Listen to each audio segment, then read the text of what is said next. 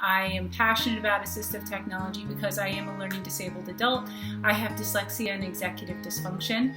I'm putting this out there because you might have a child who is very similar to how I am. I hate text.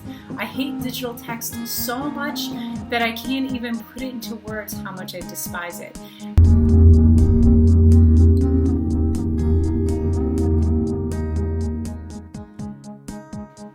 What's up, YouTube and Facebook? This is Jen Kronk with Assist Learning and Transparently Teaching, and I am all about what modifications do I use on a regular basis. So I just recently signed up to start going for a certification in assistive technology.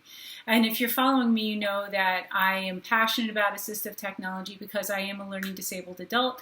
I have dyslexia and executive dysfunction, which basically means that it's very hard for me to consume any type of written text. I process things differently than other people. There are gaps in my conception of what I think I'm hearing and seeing and what I'm capable of reproducing. And despite not having a lot of linear thought, and I think that my mind is very much hyperlinked, I bounce between a lot of different streams of thought at different times.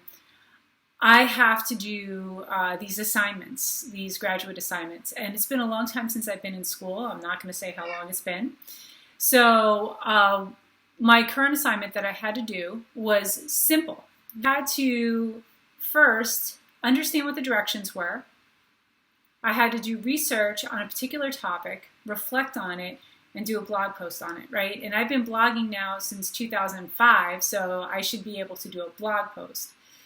This is the difficulty that I had with this assignment, and I'm putting this out there because you might have a child who is very similar to how I am.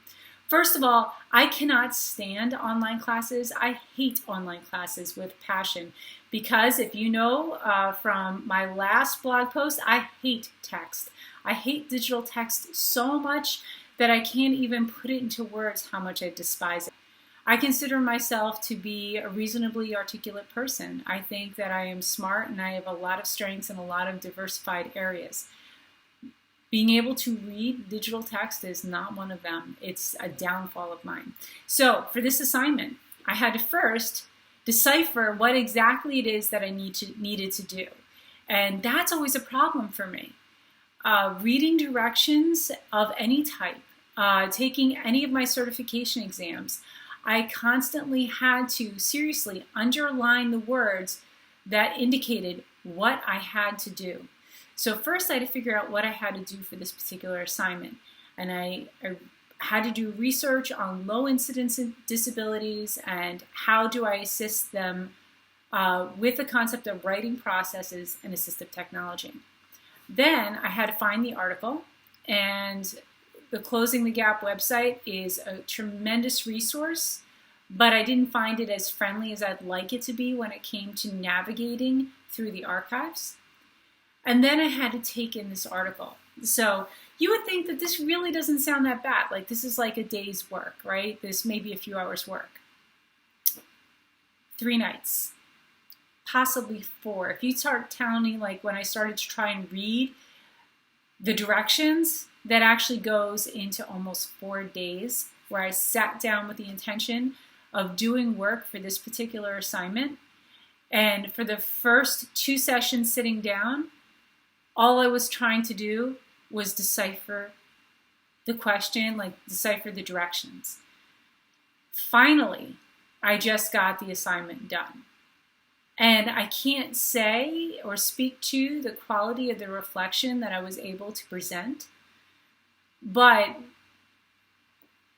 I found it significant enough to be able to, or I found it significant enough that I wanted to share this with you, simply because if you have a student who has a reading disability, has any other learning disability, it's important to be cognizant of where their major challenges are. Like this is one of my biggest challenges. It always has been. And I got really frustrated. I'm a full-grown adult woman. I got really, really frustrated. At one point, I felt tears welling up because I was thinking to myself, why did I sign up for this? And my next thought is, why am I going to let this stop me? It's going to take me longer than everybody else. I'm used to that.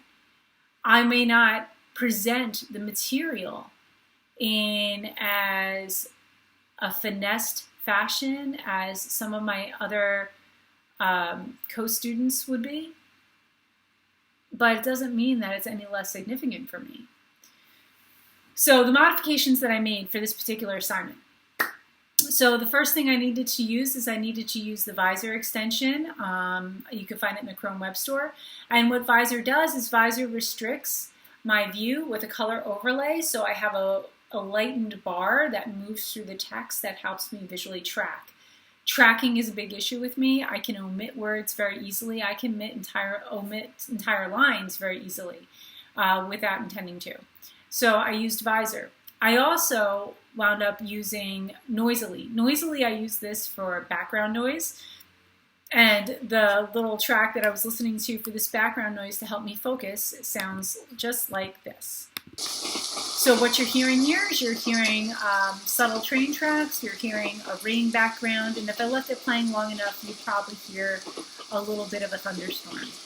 I like Noisily a lot. It works really well for me just to get the job done. I find that I do well with background noise, especially if I'm in a public area. Putting on headphones, putting in Noisily is good.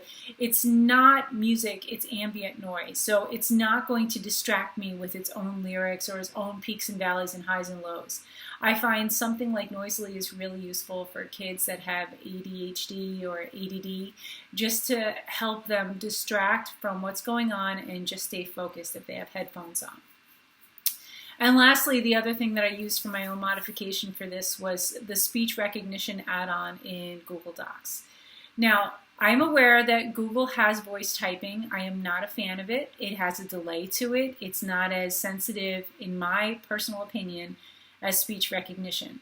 I use speech recognition at least every other day. I use it to do the mass of any type of creating that I do. I am simply a faster speaker than I am a typist, and it helps me just to get over that major hurdle of putting the content out there. So those are the 3 modifications that I use to help get me through this particular assignment. I hope they might be useful to you or to the children that you're trying to support. And just because this particular episode of doing work was a little frustrating for me doesn't mean that my learning disabilities doesn't come with its own set of benefits as well. I definitely believe that the way my mind functions has added in many ways to my abilities to multitask or handle multiple things all at the same time. So thank you for watching. I hope this was useful, and talk to you soon.